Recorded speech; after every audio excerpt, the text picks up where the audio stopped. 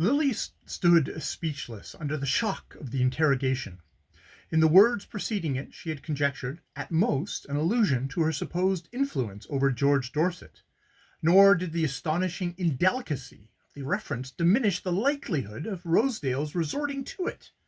But now she saw how far short of the mark she had fallen, and the surprise of learning that he had discovered the secret of the letters left her, for the moment, unconscious of the special use to which he was in the act of putting his knowledge. Her temporary loss of self-possession gave him time to press his point, and he went on quickly, as though to secure completer control of the situation. You see, I know where you stand. I know how completely she's in your power. That sounds like stage talk, don't it?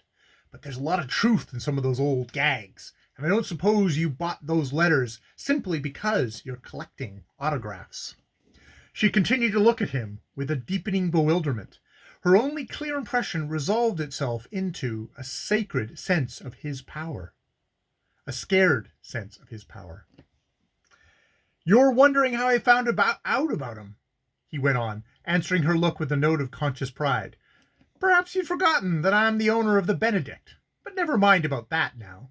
Getting on to things, it is mighty useful accomplishment in business, and I've simply extended it to my private affairs. For this is partly my affair, you see. At least it depends on you to make it so. Let's look at the situation straight in the eye. Miss Dorset, for reasons we needn't go into, did you a beastly bad turn last spring. Everybody knows what Mrs. Dorset is, and her best friends wouldn't believe her on her oath where their own interests were concerned. But as long as they're out of the row, it's easier to follow her lead than to set themselves against it. And you've simply been sacrificed to their laziness and selfishness. Isn't that a pretty fair statement of the case? Well, some people say you've got the neatest kind of answer in your hands, that George Dorset would marry you tomorrow, if you tell him all you know and give him the chance to show the lady the door.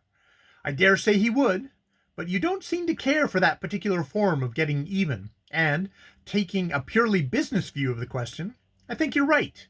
In a deal like that, nobody comes out with perfectly clean hands, and the only way for you to start fresh is to get Bertha Dorset to back you up instead of trying to fight her. He paused long enough to draw breath, but not to give her time for the expression of her gathering resistance. And as he pressed on, expounding and elucidating his idea with the directness of the man who has no doubts of his cause, she found the indignation gradually freezing on her lip, found herself held fast in the grasp of his argument by the mere cold strength of its presentation. There was no time now to wonder how he had heard of her obtaining the letters. All her world was dark outside the monstrous glare of his scheme for using them. And it was not, after the first moment, the horror of the idea that held her spellbound, subdued to his will. It was rather its subtle affinity to her own inmost cravings.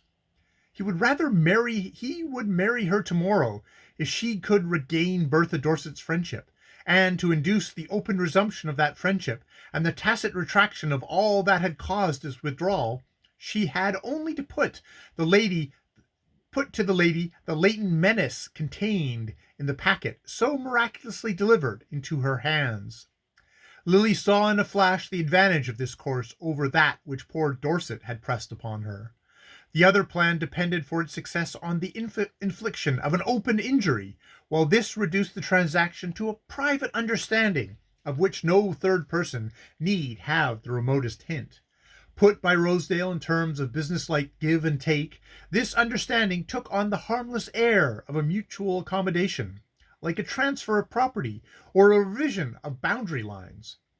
It certainly simplified life to view it as a perpetual adjustment, a play of party politics, in which every concession had its recognized equivalent. Lily's tired mind was fascinated by this escape from the fluctuating ethical estimates into a region of concrete weights and measures. Rosedale, as she listened, seemed to read in her silence not only a gradual acquiescence in his plan, but a dangerously far-reaching perception of the chances it offered. For, as she continued to stand before him without speaking, he broke out, with a simple, quick return upon himself, You see how simple it is, don't you? Well, don't be carried away by the idea that it's too simple. It isn't exactly as if you'd started in with the clean bill of health. Now we're talking, let's call things by their right names and clear the whole business up. You know well enough that Bertha Dorset couldn't have touched you if there hadn't been, well, questions asked before. Little points of interrogation, eh? Bound to happen to be a good-looking girl with stingy relatives, I suppose. Anyhow, they did happen, and she found the ground prepared for her. Do you see where I'm coming out? You don't want these little questions cropping up again. It's one thing to get Bertha Dorset in line, but what you want is to keep her there. You can frighten her fast enough, but how are you going to keep her frightened? By showing her that you're as powerful as she is. All the letters in the world won't do that for you as you are now, but with a big backing behind you, you'll keep her just where you want her to be. That's my share of the business. That's what I'm offering you. You can't put things through without me. Don't run away with any idea that you can. In 6 months, you'll be back again among your old worries, or worse ones, and here I am, ready to lift you out of 'em tomorrow, if you say so. Do you say so, Miss Lily? He added, moving suddenly nearer. The words and the movement which accompanied them contributed to startle Lily out of the state of trance subservience into which she had insensibly slipped.